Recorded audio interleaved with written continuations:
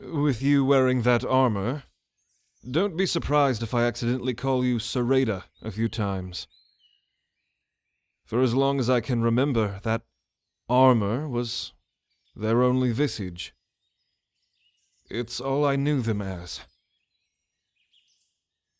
This island's rules may seem eccentric to an outsider, but it is our only way of life that we know. We are the Knights of Greyreach, and we live by the helm. Our honor as knights is what defines us and what makes us who we are. Beyond that, our personal aspects are what we keep close to the chest.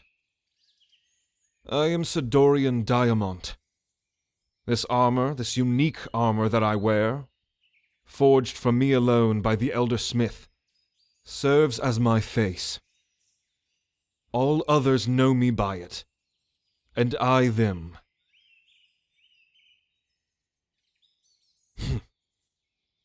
We will be arriving at Castlefront shortly. Perhaps the remainder of this transit will be a good way to brief you on the more finer details of our secluded island. You must have plenty of questions. You see, when a new child is born on the Isle, they must wear their linen coverings throughout their youth. That way the face they grow into remains unseen. Once they reach the age of 18, they have a suit of armor forged for them by the Elder Smith. They who craft our metallic faces. Each armor set is uniquely designed based on the aspects of that child's personality, skills, strengths, and weaknesses. The Elder crafts them a visage worthy of their talents, not their looks. It is perfect, unbiased, and impartial. Sometimes the face or the body that one is born with can be unfair to them. Thus it is private. The armor allows one to be their truest self. That way there is nothing holding them back in life, work, or combat. Then, you become a knight of your family's castle. Each of us on the island are of the 5 families, the 5 lineages. Diamond, Rubain, Safar, Amethyst, and Jadis.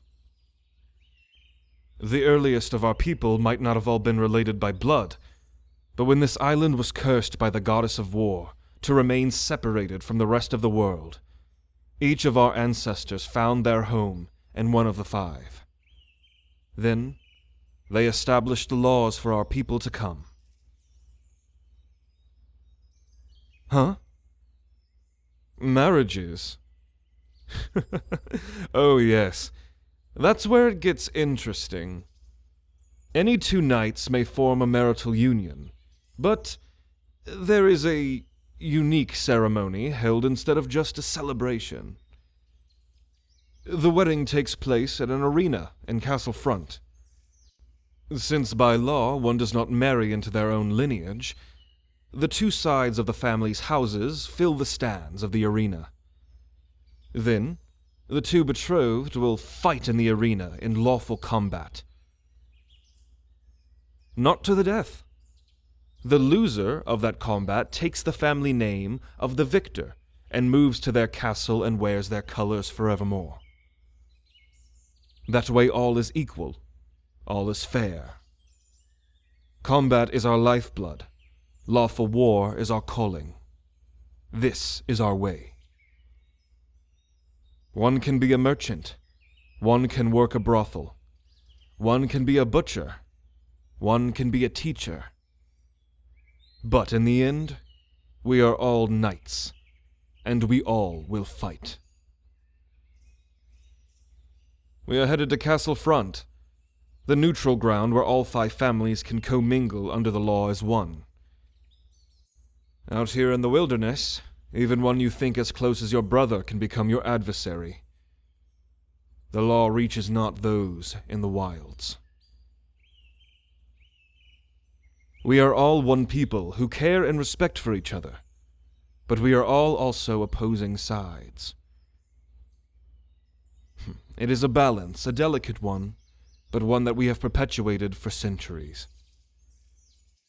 Most do not take advantage of the lawlessness of the wilderness, but Castle Rubain sees it as an opportunity to cull the fat of our land, as you were about to have seen.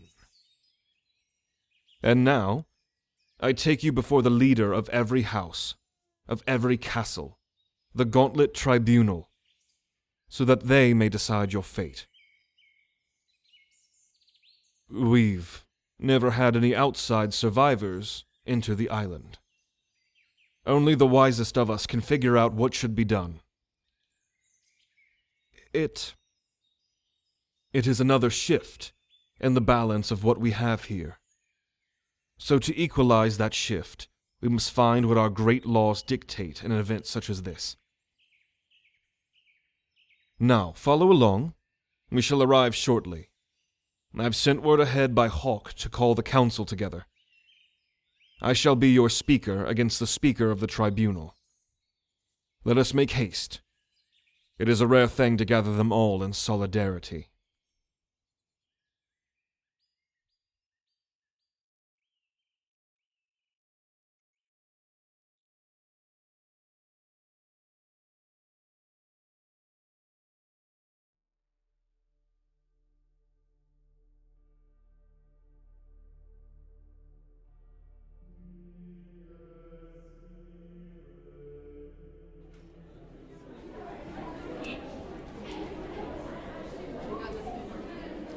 Silence. Silence all.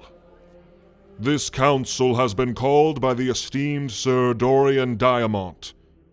Rumors have circulated that an outsider has arrived on the island. The Gauntlet Tribunal will examine the matter, and I, Lord Verdun Jadis, shall be the speaker of this meeting. Sir Dorian of Castle Diamont, please, present your matter to the tribunal. Thank you, Lord Speaker. As you may have heard, indeed, an outsider has survived the Dark Sea Circle. And in the wreckage of their ship, they alone have washed up on the island alive. They are here next to me, wearing the armor of Sir Rada, who has fallen in the wilds. They are unaware of our laws, so I thought that they best wear the coverings of a fallen in order to not cause unrest. I bring them before you in order to see what is next for them. Exit from the island is impossible, and they appear to be stuck here for the foreseeable future.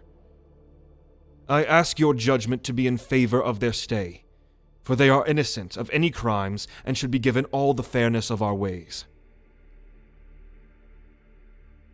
Silence, silence. Thank you, Sir Dorian. You have given us much to contemplate. As this has never happened in the history of the island, we have no precedent that we can use to make our decision. Therefore, I ask that the Codex of the Valiant be summoned. Our predecessors may have foreseen this. Perhaps they, in their infinite wisdom, have left us an answer. Do my fellow lords agree? Aye. Very well.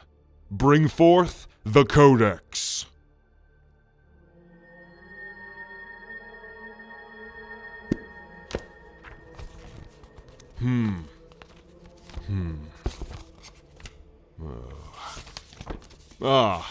I see.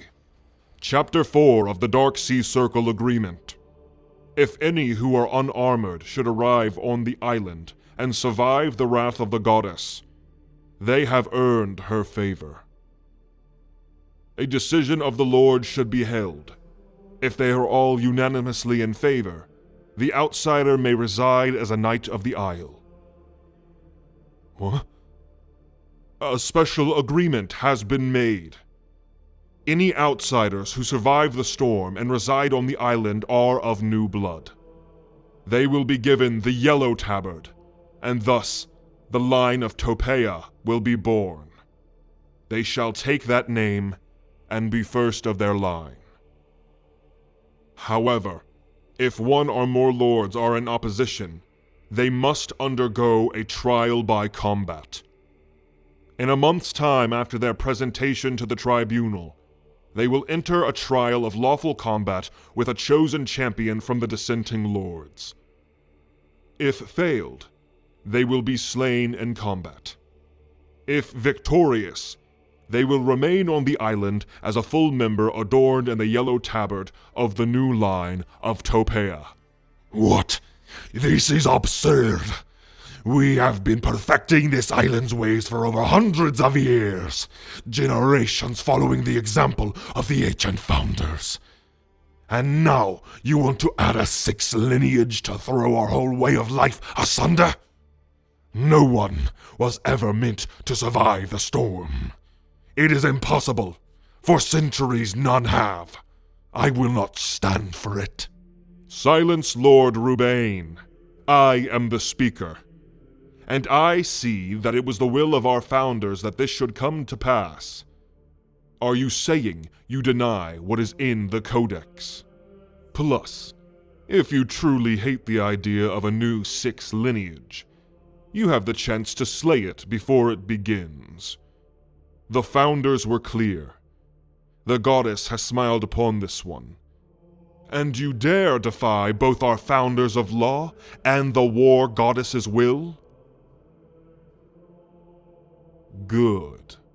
Then you will abide by the law they have set forth for us. Now, I will hold the vote to see who agrees and who dissents to the outsider's induction. I, Lord Verdun Jadis, say aye. Lord Blanc Diamant. Aye. Lady Viol Amethius. Aye. Lady Sarah Safar. Aye. And finally, Lord Radon Rubain. Nay. It seems that Castle Rubain denies the outsider entry. Therefore, in a month's time down to the very day, a trial by combat shall be held between the new blood and the champion chosen by House Rubain. Outsider, since you are of new blood, thus you shall be dubbed the first of the yellow Topea line. State your name for this tribunal, so that you may be recognized. But know, if you deny this lineage being bestowed upon you, then you will not have a place here on the island. You will be taken to the Elder Smith for your armor exam and tabard. You will also be given a copy of the codex. Follow our laws, and live well. Welcome to Greyreach, first of the Topea line. May you fight with honor and find peace on the Isle, in life or in the final sleep of death. This council is adjured, and Castle Jadis will see to the trial's arrangements, as with all events on Greyreach. Good day to you all. May your armor gleam in the light of the goddess. Oh no. You have only 1 month until you are required to fight for your life. This is not ideal. Of course Castle Rubain would dissent. They probably want you dead for what happened in the wilderness. They must think you aided me in killing those 5 in unfair combat. This is a conundrum, to be sure. We must make haste to the Lord Smith. You cannot wear Raida's armor any longer than necessary. Impersonation is an unlawful offense, but tolerable until your own armor is ready. Hurry. The sooner we are able to get you armor and weaponry, the sooner we can begin your training. You will be wearing the only golden yellow tabard on this isle. People will be able to identify you from across the island. That yellow tabard will be as much of a target on your back as it is a mark of reverence. I suspect assassins will attempt to draw you into the wilds and kill you the moment you step outside of the Truce lands. Until the month has passed and you are ready for your trial, do not leave my sight. Let's go. We can't begin your training soon enough if you are to survive this.